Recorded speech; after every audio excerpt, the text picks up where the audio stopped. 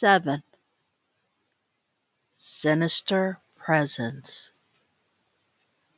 Sherry Willard is working her magic again in the kitchen, slow cooking a roast with baby carrots. I can hear her mixing bowl spinning as she adds butter and salt. It's killing me. I have to take a sneak peek, running the risk she might chew my head off. But I hate the guessing game of what is cooking and when I'll be able to eat. Probably as much as she hates being interrupted to answer those questions. The witty purple-haired chef with gold highlights scrapes the mashed potatoes into a porcelain serving bowl and sprinkles parsley over the top swirl, turning a simple dish into a masterpiece. Greetings, my lord. Or do you prefer a different title? The servants used to address me as Master Justin. I wasn't aware that I was being groomed for a bigger role. She sees my struggle to answer and poses a different question. Easier one. Do you prefer red or white wine? I'm not a wine guy. There's a variety of liquors stocked in the wine cellar. Make a list of what you do like, sir. A wine cellar? I'm a guy who owns a wine cellar? Sherry directs me to a room I was forbidden as a child to enter down the basement. When people use the phrase, "I know where the bodies are buried," I imagine this damp tunnel filled with generations of dirty little secrets. Instead, it's where Grandma's been hiding all the booze. From aged wines to hard whiskey. I could open my own store based on the first impression. Bet the Prohibition era didn't hinder the Grayson dynasty from hosting grand old parties. I'm enjoying myself. Until Sherry knocks on the wall to get my attention. Excuse me, sir. There's a visitor here for you.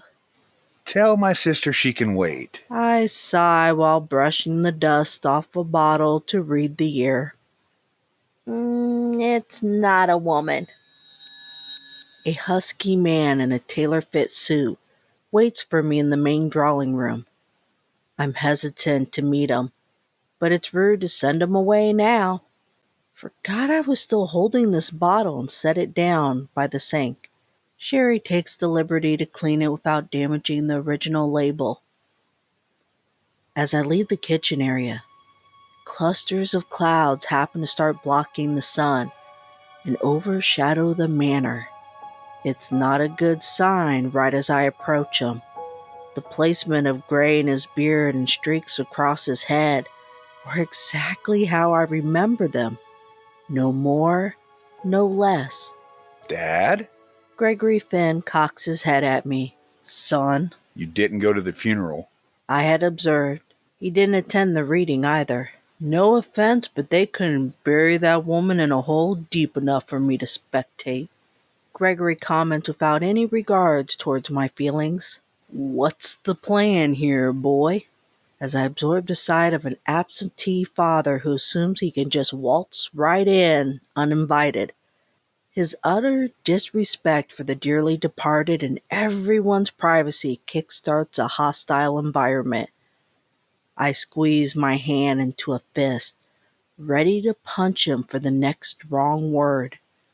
My father takes some perverse pleasure in rattling my good nature.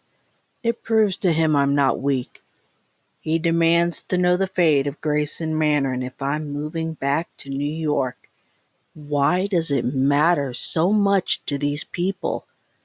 Grandmother made sure it would never fall into their hands whether I wanted it or not. I'm still undecided. I tell him, I'm not going to make this encounter easy for him. Don't be a fool. You're better off burning this place to the ground. What the hell happened to all of you? I'm serious.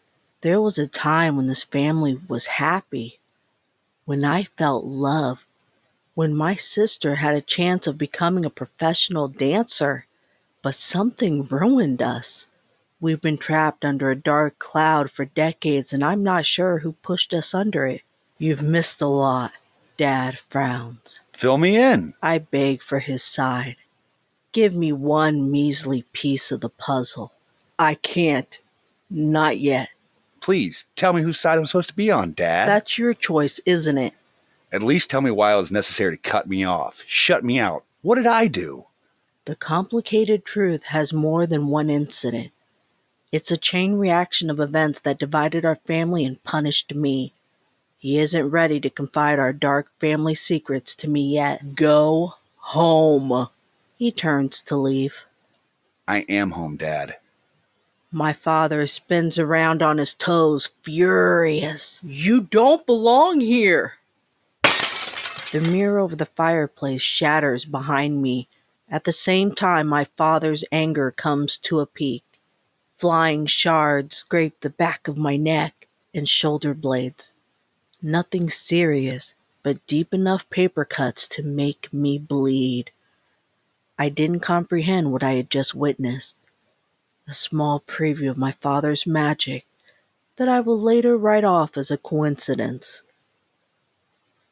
Mavry, playing with Haley's old toys in her room, is startled by the loud window bursting sound. Her mother passes by her open door to investigate the commotion. Is someone trying to break in? Mavry pops her head out into the hall and is told to stay upstairs where it's safe. As Heather disappears around the corner, the narrow door to the attic opens on its own behind Mavry. It beckons her curiosity to go up to the mysterious third floor, one that had been locked since she moved in. Mavriella, whispers the shadow demon. She stares at the cedar steps, developing second thoughts. It looks too dark to venture, so she decides to close the door when a haunting melody begins to play, intriguing her to head up there. Exactly what it wants. The naive child who regularly communicates with ghosts is eager to meet a new friend. She maneuvers around wooden chests, grandfather clocks, and a sewing table to reach a sterling silver music box, oval shaped with tarnished angels. A gift that was given to the original Grayson daughter. The music stops as soon as her fingers brush across the top. Mavry winds its beautiful chimes again, forgetting she's not alone. A sheet glides off a stack of hidden paintings, unveiling the close-up portrait of Helena Grayson. Mavry carries the box towards the painting, recognizing the woman's face as her mother. Is my mother like you? She asked the shadow demon. Helena's hands lunge out from the painting and grab the child's ankles, yanking them to force her to fall back and slam her head against the sewing table's foot pedal, knocking her out. The jewelry box flings open by the grandfather clock and plays its music from the beginning. Heather enters the drawing room, catching my father's attention. He's rendered speechless, for she reminds him of a woman from his past, not a lover, someone who brought great tragedy to our family ages ago. He mutters the harlot's name. Helena? No, Heather. She corrects him. It was close, though. The same raven hair, neutral amber complexion, and dark caramel eyes. Identical in almost every way. He could visualize the artist painting Helena's portrait, the one I'm currently searching for, as if it had happened yesterday. This can't be possible, so he thinks. My father shakes her warm, fleshy hand. It disturbs him more to learn she's not a ghost. To him, Heather is a sign of something horrible. Are you two together? He asked, making her blush. He didn't say it as a compliment. No, I was Mrs. Davison's care assistant. Since when? How long have you been here? Enough, Dad. She notices the mirror fragments scattered around my feet. What happened here? It just broke. I don't know. Oh, it was so nice. Heather squats to pick up the large pieces. Be careful, don't cut yourself. I worry about her. She didn't need to put herself in the middle of our mess. My father continues to stare at her in a creepy fashion, making her uncomfortable. Poppy sneaks up on him, growling with her teeth exposed. Poppy, no! Heather commands her dog. She's usually so friendly, I'm sorry. Poppy follows my father with her eyes as he makes his way to the door, getting the message he's not welcomed in my house. They say dogs can sense evil, and my father had a hard time concealing his true nature. She didn't trust the deceptive warlock near her human family. Poppy remains in a defensive stance by the window until my father drives completely out of sight. Are you okay? Heather shows concern over my emotional state. I sweep the debris into a dustpan, not caring about his opinion anymore. Well, that is what I keep telling myself with a shirt collar soaked in blood. The demon hovers over Mavriella's body. Her face is lying to the side, angled towards the door. It takes a deep whiff of her pure innocence, wanting to contaminate her. A ball of light darts through the halls, up the attic stairs, and into Mavrie's cracked mouth, possessing her. She pops open her brown eyes and glares at the demon's metallic red mask without fear. In the voice of the lady in white, she tells it. The child is ours. Mavrie's skin illuminates like moonlight, repelling the demon. The smoldering smoke seeps up into the rafters, with the understanding she's been claimed. The lady in white streams out of her nostrils as glowing fog and spreads beneath Mavrie's unconscious body. The little girl rises on a cloudy blanket and is carried to her room, evading Heather, who is on her way back from cleaning the broken mirror. The fog evaporates, dropping Mavrie onto the wicker bed. The corners of her pink comforter begin slithering over her legs until she's waddled tight. Heather checks in on her daughter and is surprised to find her sleeping soundly. As for me, I decided to end my night in a rocking chair on the back deck, drinking old bourbon whiskey under the stars. The argument with my father replays on a loop. Should I stay or should I go? Should I try to salvage what's left of Grayson Manor, or let a company develop it into something else? Watch them demolish the greenhouse, barn stable, and even that stinking duck pond. I once considered the destruction as the best revenge, but I've come to learn that my mere presence here tortures them more. But remaining in the manor may destroy me in the process. I stammer into the kitchen for more ice. Need those cold rocks to slow down my consumption.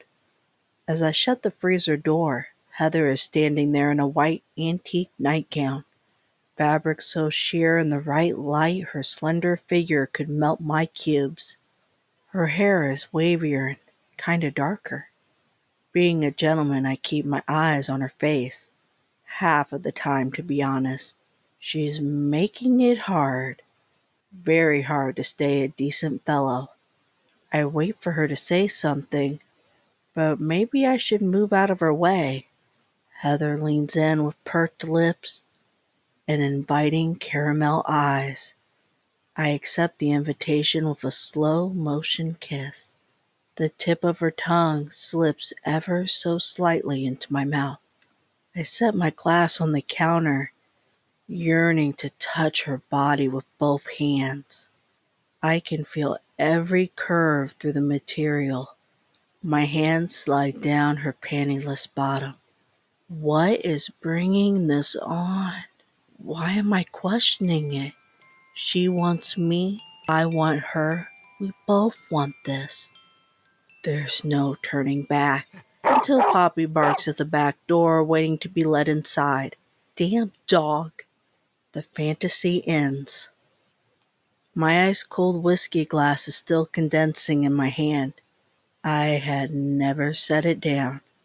I had been in the kitchen alone the whole time, touching myself, I guess. I pushed the screen door open to let the golden retriever inside. Poppy runs into the drawing room to greet her real master, Heather, who is fully dressed in jeans and a V-neck top. I'm so confused and disappointed right now. That stuff won't help, Heather refers to my whiskey. It only delays the inevitable and brings out the worst in people. She speaks from personal experience. I look at the bottom of the glass, feeling the room spin. It'll help me sleep tonight. Heather expresses more concern. She knows my father's visit has done a number on me. If only she knew how much I wanted to strip her clothes off and take her on the sofa, roll naked on this carpet with her in my arms in consensual bliss. I need to leave before I say something stupid to ruin our friendship. She's tempted to give me a hug to soothe my pain, but that would be too intimate of a gesture for someone she has only known for a few days. Instead, Heather pats me on the shoulder. We exchange our goodnights and just stand there staring at each other. This is the moment some people take advantage of to do what they greatly desire. A spontaneous kiss that would lead to something more. Yes, it's me who walks away. Tonight I'll sleep soundly in an alcohol-induced reverie of what could have been. I trip over myself in the foyer, stubbing my toe on the round table and quickly catching the fragile centerpiece filled with carnations. I might need help getting up the stairs, but Heather has left in the other direction. I don't want to call for her and risk waking Mavry. That little girl doesn't need to see me in this condition. Just take small, careful steps the rest of the way. Why do I hear water? Not a runny faucet. It's ocean waves. Near a cornfield?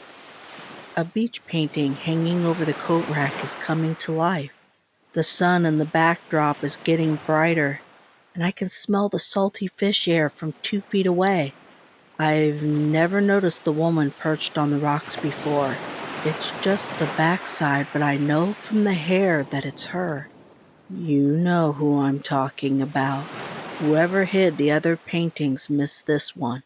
Show me your face. Helena Grayson begins to turn, but Heather blocks my discovery. Need a hand? The painting has reset itself. You may see it as a missed opportunity. Not the first I've had tonight. No, this is my first clue. I'm not out to get spooked by oil-based mediums.